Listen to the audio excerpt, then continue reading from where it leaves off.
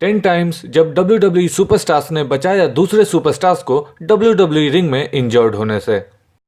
Hey guys, you're watching sports talkie with the Rocky.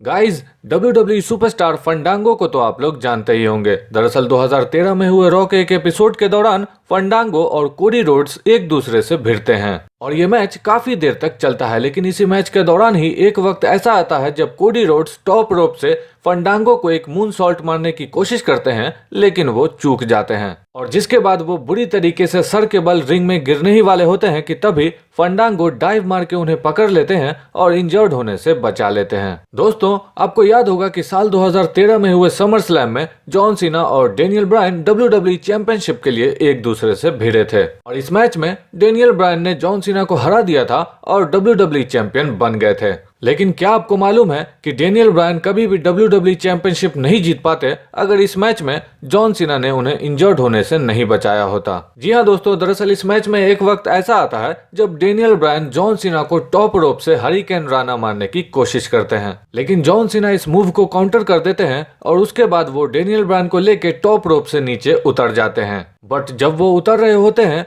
उस वक्त अगर जॉन सीना थोड़ा और झुक जाते तो डेनियल ब्रायन काफी बुरी तरीके से इंजर्ड हो सकते थे। फ्रेंड्स, आप लोगों को याद होगा कि 2015 में हुए एक लाइव इवेंट के दौरान सेथ रॉलिंस कैसे एक नी इंजरी के शिकार हो जाते हैं और जिस वजह से उन्हें अपना WWE चैंपियनशिप भी रिलिंक्विश करना पड़ता है। लेकिन इंजरी से रिकवर करने के बाद जब वो अपनी वापसी करते हैं तब वो उस वक्त के current WWE champion Roman Reigns को चैलेंज कर देते हैं और जिसके बाद इन दोनों का मैच भी होता है 2016 में हुए मनी इन द बैंक में। और इसी मैच के दौरान दोस्तों एक वक्त ऐसा आता है जब सेथ रॉलिंस रोमन रेंस को एक सनसेट फ्लिप पावर बॉम्ब मारने की कोशिश करते हैं। बता दूं कि ये वही मूव है जिस वजह से सेथ रॉलिंस को नी इंजरी हुई थी और ये चीज रोमन रेंस अच्छी तरह से जानते थे, इसलिए वो सेथ रॉलिंस के पैर को धीरे धीरे छोड़ते हैं ताकि कहीं वो फिर से ना इंजर्ड हो जाएं। गाइज, 2009 में हुए स्मैकडाउन के एक एपिसोड में क्रिस जेरिको और जेफ हार्डी के बीच एक काफी शानदार मैच होता है और इसी मैच के दौरान ही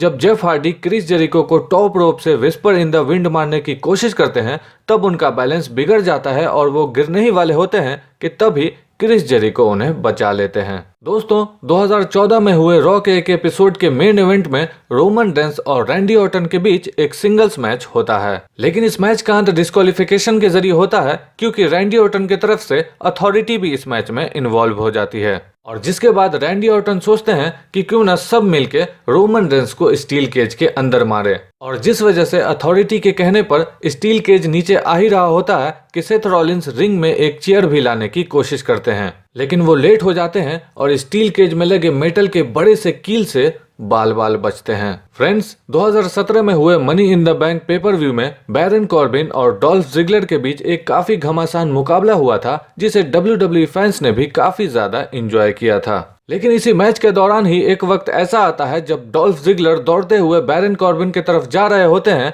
कि तभी उनका पैर स्टील स्टेप से टकरा जाता है और वो गिरने ही वाले होते हैं कि बैरन कॉर्बिन उन्हें पकड़ लेते हैं और वो काफी स्मार्टली इस चीज को डीप सिक्स में भी बदल देते हैं। गाइज, 2001 में हुए सर्वाइवर सीरीज में ये सभी सुपरस्टार्स एक दूसरे से भिड़े थे, लेकिन सर्वाइवर सीरीज से पहले होने वाले स्मैकडाउन के एपिसोड में इन सभी के बीच एक ब्रॉल भी हुआ था और इस ब्रॉल के दौरान ही जब कर्ट एंगल बिग शो को एंगल स्लैम मार रहे होते हैं तब उन्हें नहीं मालूम होता है कि उनके पीछे एक स्टील चेयर भी पड़ा हुआ है, लेकिन उस चेयर पर अंडरटेकर की नजर चली जाती है और वो काफी चालाकी से उस चेयर को वहां से हटा देते हैं क्योंकि दोस्तों हम सभी जानते हैं कि कर्ट एंगल का एंगल स्लैम कितना खतरनाक है और उससे कितनी ज्यादा चोट आती है और अगर वही एंगल स्लैम कर्ट एंगल ने बिग शो को उस स्टील चेयर पर मार दिया होता तो may be big show injured भी हो सकते थे। फ्रेंड्स, एजे स्टाइल्स का नाम वर्ल्ड के टॉप रेसलर्स में ऐसे ही नहीं शामिल है और ये चीज खुद एजे स्टाइल्स ने भी स्मैकडाउन के एक एपिसोड में प्रूव किया है।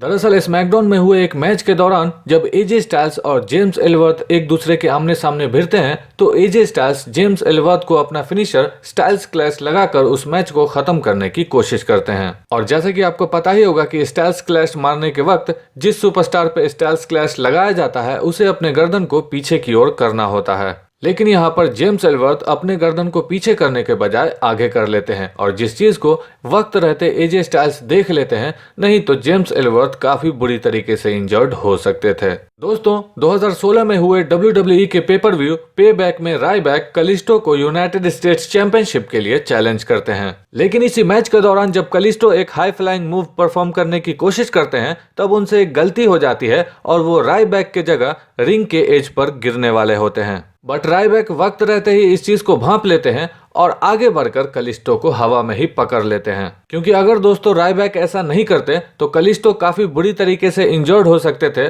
और मे भी उनका करियर भी खत्म हो सकता था। फ्रेंड्स 1997 में हुए नाइट्रो के एक एपिसोड में मिस्टर परफेक्ट और क्रिस जेरिको के बीच एक काफी घमासान मुकाबला होता है और इस मुकाबले के बीच ही जब क्रिस जेरिको मिस्टर परफेक्ट पे एक लाइन सॉल्ट मारने की कोशिश करते हैं तब वो बुरी तरीके से चूक जाते हैं और वो सीधे अपने सर के बल ही रिंग से टकराने वाले होते हैं कि तभी मिस्टर परफेक्ट अपने नी से क्रिस जेरिको को रोक देते हैं और उनको इंजर्ड होने से बचा लेते हैं। तो गाइज यहीं तक था ये वीडियो और अब मैं आप लोगों से जरूर जानना चाहूंगा कि इन सभी सुपरस्टार्स में से जिन्होंने दूसरे सुपरस्टार्स को इंजर्ड होने से बचाया, उन सभी में से आपके फेवरेट सुपरस्टार कौन है? प्लीज मुझे कमेंट में जरूर से बताएं। इसी के साथ साथ अगर आपको ये वीडियो पसंद आया हो तो प्लीज इसे लाइक और शेयर भी कर दें। तो अब मिलते हैं अगले वीडियो में, तब तक के लिए आदाब, खुदा हाफिज, गुड बाय एंड सत श्री अकाल।